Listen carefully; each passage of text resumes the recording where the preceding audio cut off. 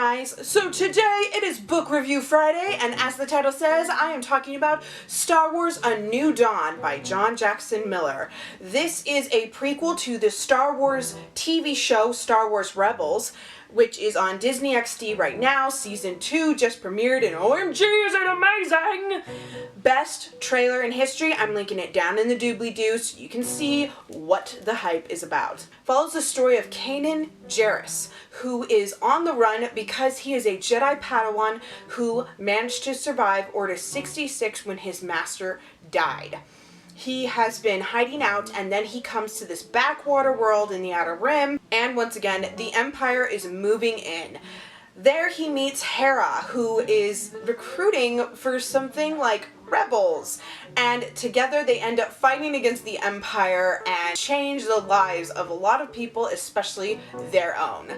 This I gave a 4.5 out of 5 stars. It's not phenomenal, but it is still quite good, and I enjoyed it immensely.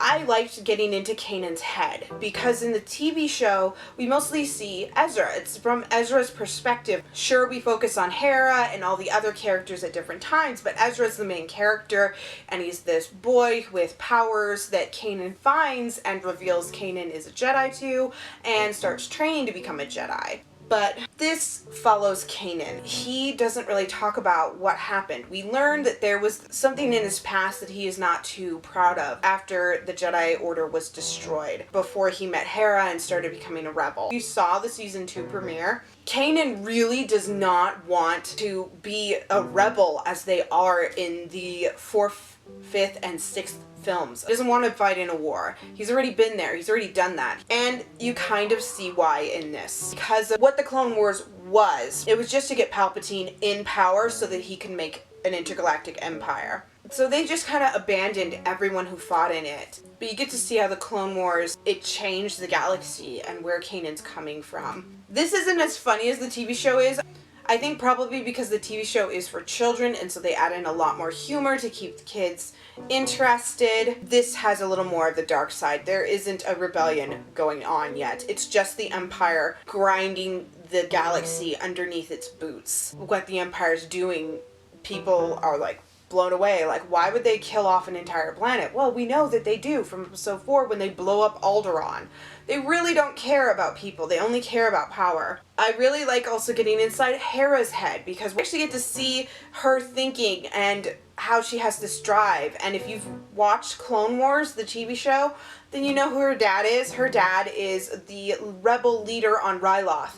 The thing that mattered most to him was freedom. And he didn't care who he had to fight to keep his freedom, whether the Separatists or the Republic. Her being a rebel fighter is like a no-brainer, and getting to see what she's willing to put herself through and what risks she's willing to take in order to gain that freedom for herself and the galaxy, it's a really interesting thing. As a standalone, it's not that strong, but if you want or intrigued by the TV shows, I would definitely give this a read. This did come out before Star Wars Rebels. It's kind of like a prequel to get you intrigued. So if you want to know if you should get into Rebels, go ahead and give this a read. I really enjoyed it. I thought it was really fun, and it's going into a part of Star Wars that is not really canon, which is the Dark Days. And Rebels is very close to episode 4. It's like right in the middle between episodes 3 and 4. Because Kanan was a kid when Order 66 went down, and now he's an adult. It was kind of fun to see just how different Kanan is too, because at the beginning we get to see little Kanan with Obi-Wan in the Jedi Temple, and then it cuts to him as a 21-year-old, and the difference is huge. I also love, they have a line in here where they say that a Jedi shall feel nor anger nor hate, and then they tacked on or love. It was stated that that was added years later and wasn't original, and it said, quote, that of course was the first thing Kanan threw out the window. That's intriguing. So it's like, oh yay, yeah, Luke probably will have children if they added this in, since they're working with the group that are in charge of the movies, basically. The heads that are overseeing the movie type things are overseeing everything in Star Wars now.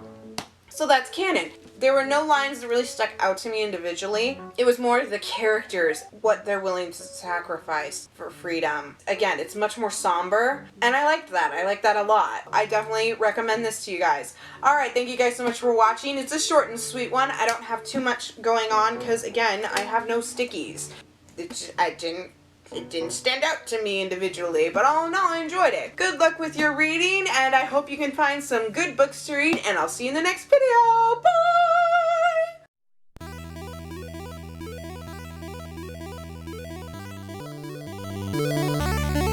Sure, we forgot. I think probably because the TV show is for... Wait, I have to make a new one. This thing does not work. I don't even remember what I was saying. It's not as funny. That's what I was saying. I think. I'm pretty sure it did. September 2014. Yeah, this came out before Star Wars Rebels premiered. I'm almost certain. And go ahead. I'm sorry, my brother's raging. I'm getting new bookshelves. They're big. And I am out of room, and I need those bookshelves, but I have no fucking clue what I'm gonna do. I was hoping to get rid of the bed already, the top bunk, and it's still here, and I don't know what to do. And I don't know where I'm gonna move shit. I don't know what's gonna happen on Friday. They're bringing me bookshelves, and I got no place to put them. Hopefully they'll help me. I hope you didn't hear my gum.